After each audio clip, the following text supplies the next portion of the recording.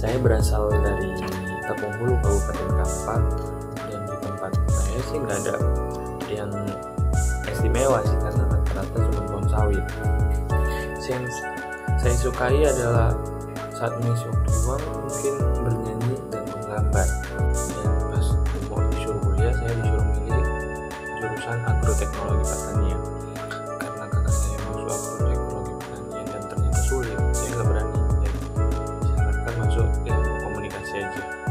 Terus pengalaman yang paling berkesan saya mungkin saat saya pertama kali khutbah. Jadi saya itu grogi parah dan nggak bisa berkomunikasi, bahkan ngomongnya belibet dan baca teks. Tapi ya lambat laun saya bisa mengatasi grogi tersebut. Terus apakah saya pernah mengikuti organisasi? Nggak pernah sama sekali. Jadi kemungkinan selama kuliah ini berlangsung saya ingin masuk organisasi dalam kampus maupun luar kampus. Tujuan saya untuk mengikuti mata kuliah PR ini mungkin saya bisa mengetahui pentingnya PR dalam suatu perusahaan dan mengetahui cara kerjanya PR tersebut. Dengan begitu saya bisa menjadi tertarik mungkin untuk masuk ke dunia PR atau humas. Harapan saya dalam proses belajar di kelas mungkin bisa lebih kompak lagi gitu, karena di dalam perkuliahan ini kan nggak ada yang namanya ranking 1 ranking 2, bisa aja di satu kelas untuk kumlot. Jadi kita bisa untuk memacu semua satu kelas itu untuk kumlot, untuk bareng-bareng. Apa yang ingin saya capai selama kuliah jelas kumlot dan lulus tepat waktu, karena ya nggak ngapain lama-lama di kuliah karena nanti ngebuang umur banyak gitu. Kelebihan utama saya mungkin yang pertama berani, yang kedua optimis, dan yang ketiga nggak gampang menyerah. Dalam situasi apa misalnya? Ketika dipuji oleh dosen atas kinerja yang saya lakukan gitu. Jadi saya merasa percaya diri dan mau mencobanya berkali-kali. Nah, apakah ada keterampilan tertentu yang Anda kuasai? Pertama, saya bisa menggambar dengan lumayan bagus dan juga bisa bernyanyi. Yang paling saya nikmati saat belajar atau bekerja mungkin adalah proses, karena proses nggak pernah gagal untuk memberikan kita pelajaran baru. Dan kedua, bidang apa atau aktivitas yang paling cocok bakat Anda? Mungkin bagian mendesain, karena saya yang suka menggambar, jadi saya suka mendesain sesuatu untuk dijadikan tontonan atau bahkan untuk meriah sesuatu. Apakah Anda pernah mendapatkan pengakuan atas bakat Anda? Jawabannya pernah. Dari dulu bahkan saya pernah juara lomba menggambar dan lain sebagainya. Jadi saya sering dipuji teman-teman sekitar atau bahkan orang-orang sekitar saya bahwa saya memiliki kemampuan untuk menggambar. Bagaimana Anda memproses antara pencapaian akademik? Yang pertama adalah kita harus tetap belajar yang lebih pentingnya dulu atau akademik, karena memang akademik itu sangat diperlukan dalam hidup, sedangkan non akademik adalah suatu keterampilan yang mungkin bisa membantu suatu saat nanti, tetapi akademik lebih penting daripada itu. Mungkin hambatan yang saya dapat dari hal tersebut, saya lebih suka kepada yang non akademik karena ya ada jiwa seni aja gitu, jadi lebih memilih ke seni daripada ke akademik. Tapi akademik penting, jadi saya cara mengatasinya adalah saya harus tetap belajar akademik walaupun ya sembari melakukan yang non akademik, dan ya bersungguh-sungguh dalam melakukan yang akademik. Apa hal yang sulit Anda lakukan saat ini dan mengapa?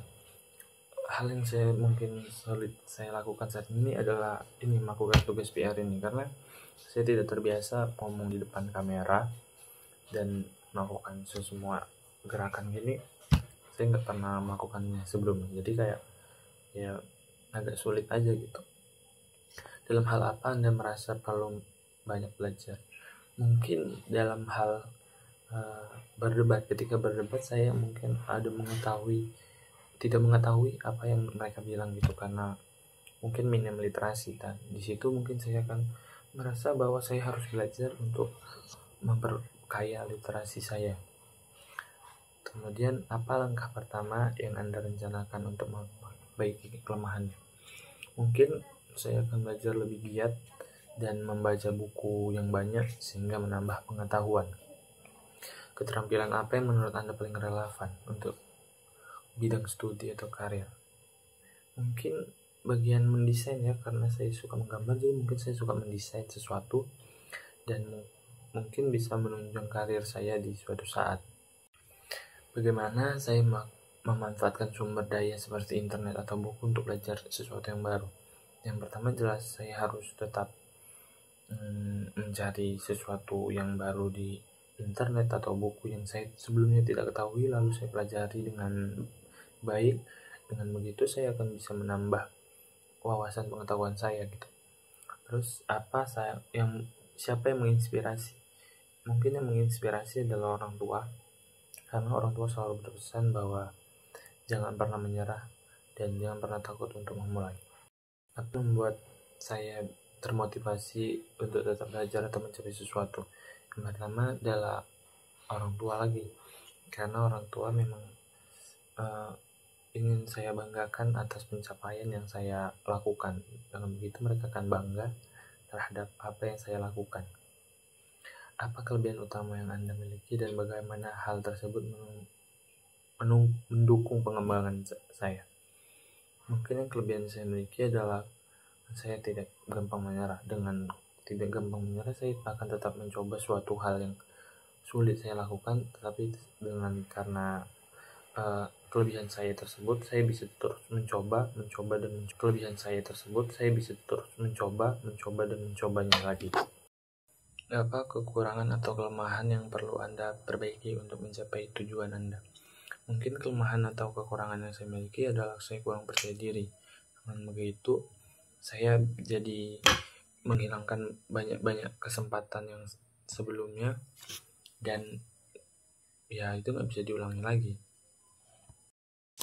Apa 3 nilai hidup yang paling penting bagi Anda? Dan bagaimana nilai ini mempengaruhi keputusan? Yang pertama, nilai kejujuran. Dan karena kejujuran lebih penting daripada apapun, bayangkan jika kita sudah tidak dipercayakan lagi. Yang kedua, nilai keberanian. Jika kita berani, maka kita bisa mengambil suatu keputusan dan kita percaya dalam keputusan tersebut. Serta nilai optimis. Optimis untuk melakukan sesuatu bisa membuat kita semakin giat dalam melakukan hal. Dengan begitu kita akan tetap percaya bahwa apa yang kita lakukan sekarang tidak akan sia-sia di masa yang akan datang. Apa yang memotivasi saya untuk tetap belajar dan berkembang meskipun menghadapi tantangan? Yang pertama adalah karena orang tua, karena saya ingin membanggakan kedua orang tua saya dengan pencapaian saya, dengan sesuatu yang saya lakukan. Dengan begitu saya akan tetap belajar dan terus mengembangkan diri walaupun menghadapi tantangan-tantangan dari hal-hal yang lainnya. Terus siapa tokoh inspirasi saya adalah Adi Hidayat, karena Ustadz Adi Hidayat merupakan ustadz yang sangat bagus itu, dengan sikap, perbuatan, perkataan, semuanya bahkan sangat Masya Allah sekali gitu. Tindakan konkret yang ketika saya kehilangan motivasi, mungkin yang pertama adalah mencari ide-ide baru, terus juga berpikir kayak saya kurangnya di mana kemarin ini dan memperbaiki kekurangan tersebut, serta banyak-banyak belajar lagi. Setelah menghadapi kegagalan, apa yang saya lakukan untuk kembali bangkit? Yang pertama, introspeksi diri. Dengan begitu saya bisa menganalisis di bagian mana saya kurang tersebut.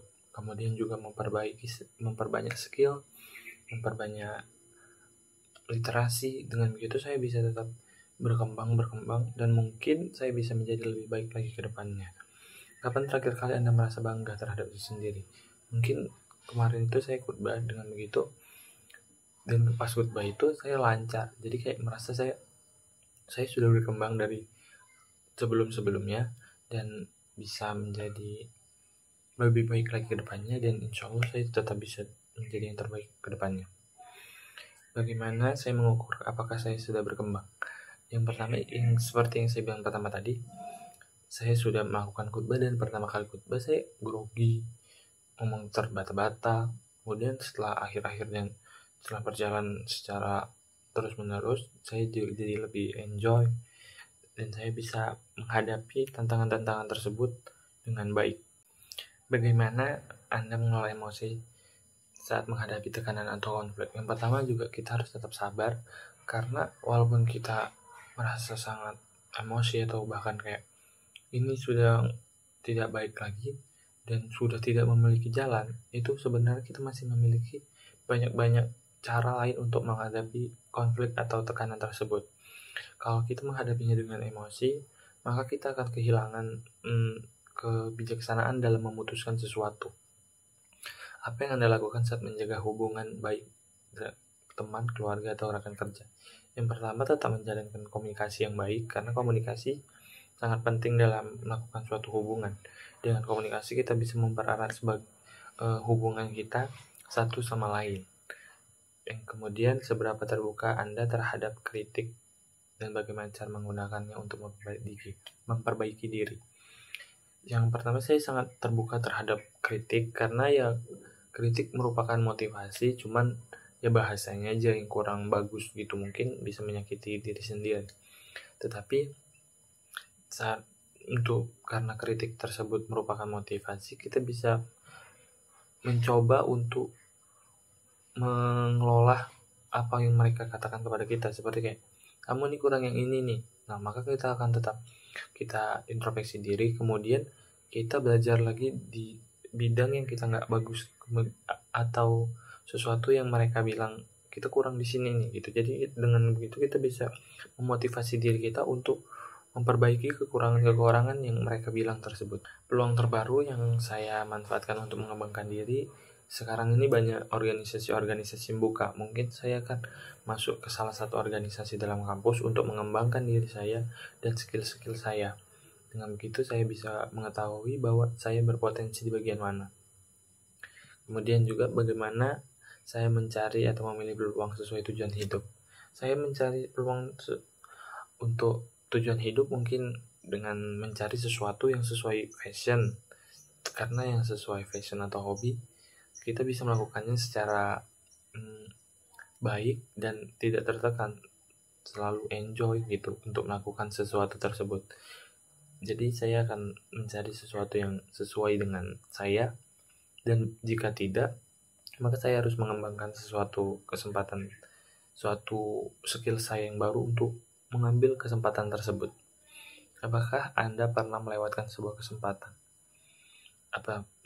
Saya pernah melewatkan banyak kesempatan, seperti saat berdebat saya hanya memilih diam dan tidak berbicara apapun. Padahal saya tahu apa yang sedang terjadi dan saya tahu apa yang sebenarnya bisa saya katakan untuk membantu debat tersebut.